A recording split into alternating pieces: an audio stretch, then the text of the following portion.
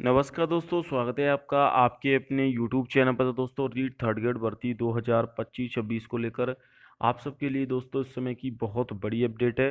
REET third grade भर्ती 2026 के pre और मेंस एग्जाम दोस्तों लगभग सेम टाइम पर होंगी और ज़्यादा गैप आपको देखने को नहीं मिलेगा।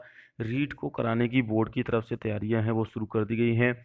छत्तीसगढ़ी शिक्षक भर्ती में 2022 का विवाद अभी चल रहा है, लेकिन अगर बात करें दोस्तों यहाँ पर रीट नई भर्ती थर्ड ग्रेड की जल्द ही आपको दोस्तों देखने को मिलेगी।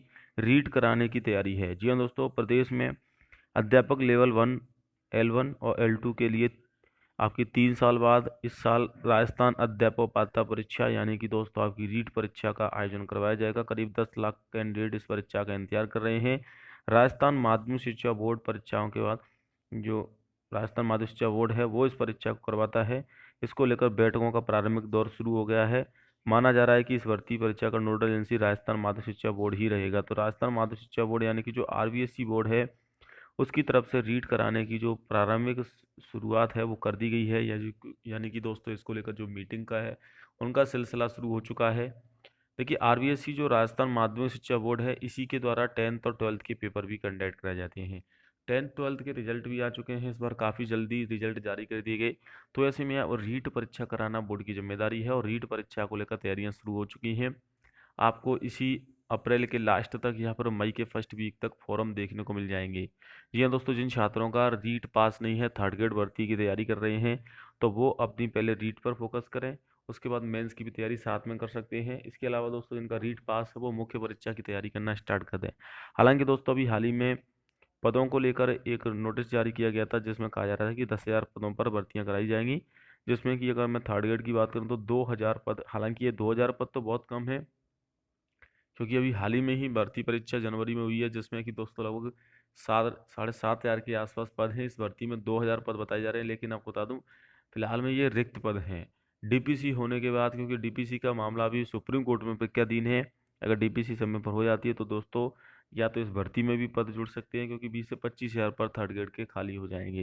देखिए, इसमें सेकंड ग्रेड की भी घोषणा की गई है, फर्स्ट ग्रेड की भी घोषणा की गई है और थर्ड ग्रेड की भी। तो थर्ड ग्रेड की अभी तो 2,000 पदों पर बताया जा रहा है, लेकिन ये रिक्त पद है। अगर DPC नहीं होगी तो फिर 2,000 पदों पर ही भर्ती कराई जाएगी।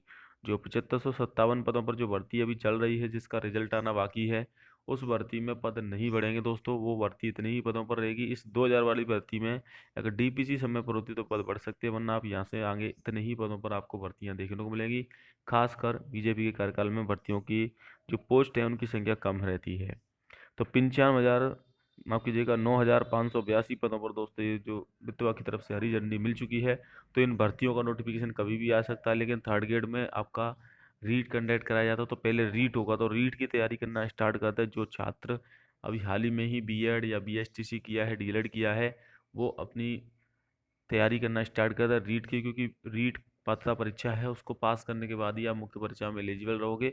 और साथ में ही इस बार सिलेबस पैटर्न में भी दोस्तों आपको थोड़ा सा बदलाव देखने को मिल सकता है।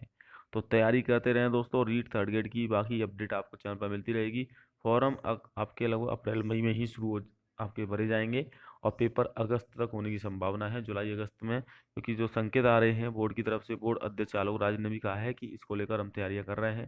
तो दोस्तों जल्द ही आपको थर्ड ग्रेड भर्ती है वो देखने को मिलेगी 2026 की। उससे पहले रीट होगा, इस साल ही होने की संभावना है। हालांकि मुख्य परीक्षा जनवरी फरवरी में होने की संभावना है।